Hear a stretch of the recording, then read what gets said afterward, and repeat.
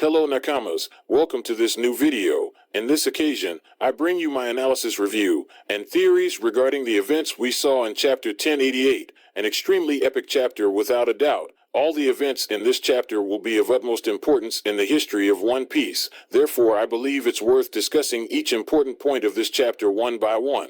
So stay with me until the end of this video to see all the theories I have for you, which are quite a lot. This chapter starts with a lesson from Garp at one of the marine bases, beginning with the lesson of the baby and the old man. This is highly interesting because this lesson will have an impact on the character's future, and we see the repercussions at the end of this chapter. The lesson consists of asking the marine rookies what they would do if there's a baby and an old man on a boat, and only two people can be saved. Koby mentions that he would get off the boat and let the baby and the old man be safe, which Garp deems completely wrong. Garp believes that Koby and the baby have more futures since they are younger, and he practically states that the elderly should make way for the young, as the world belongs to them. The flashback then takes us back to the events of Amazon Lily. We had seen in previous chapters that Blackbeard had arrived at Amazon Lily, taking advantage of the abolition of the Shichibukai system, attempting to take Boa Hancock's fruit. However, Koby offers himself to Blackbeard instead of 800 marine soldiers that he intended to capture, along with a warship.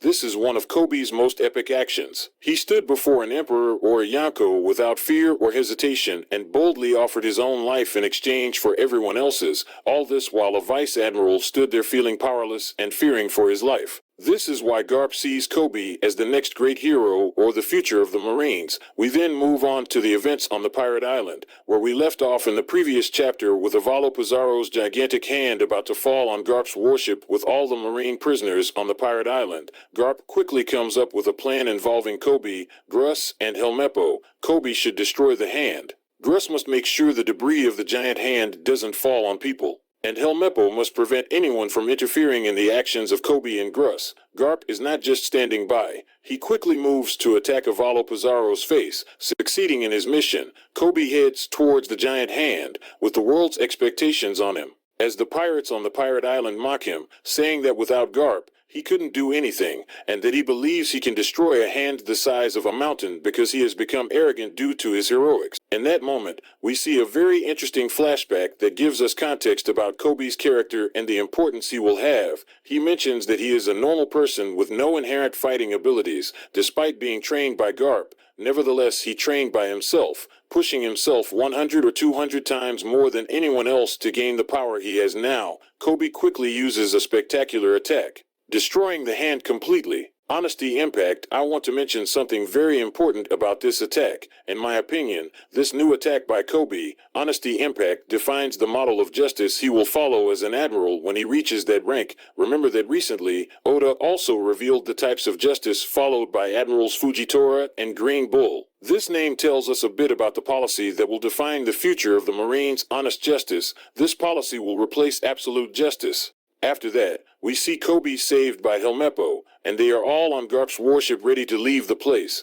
Garp only needs to get on the ship when Tashigi communicates with him, and he asks everyone to leave the place. Then, we see that Garp has been pierced by an ice weapon from Kazan, and he starts freezing, much like how we saw him freeze Jaguar D. Saul in the past. At that moment there are three pieces of news in the newspaper. The return of the young hero Koby, who was also attacked by Blackbeard's crew, and his current condition is unknown. Additionally, it's mentioned that the marine hero was attacked by Blackbeard's crew, and his current state is unknown. And finally, there's a report of a showdown with Emperor Luffy, the Straw Hat, on Egghead Island. At the end of this chapter, we see that the Marines have finally arrived at Egghead Island, which indicates that in the next chapter, we may continue with the events on Egghead Island.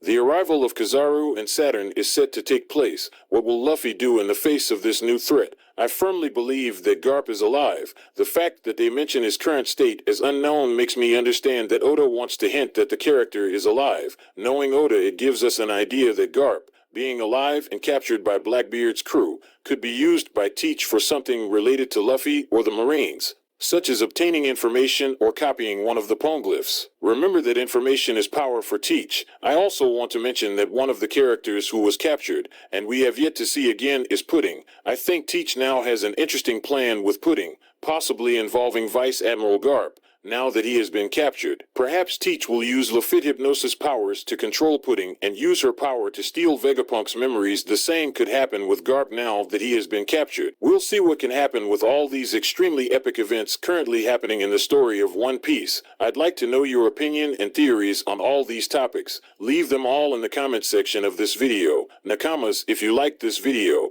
please give it a thumbs up. That helps me a lot to keep growing. Subscribe for more videos like this and activate the notification bell so that YouTube notifies you whenever I upload a new video. Otherwise, you won't be notified when I release my new videos. Thank you very much for all the support, and without further ado, until next time.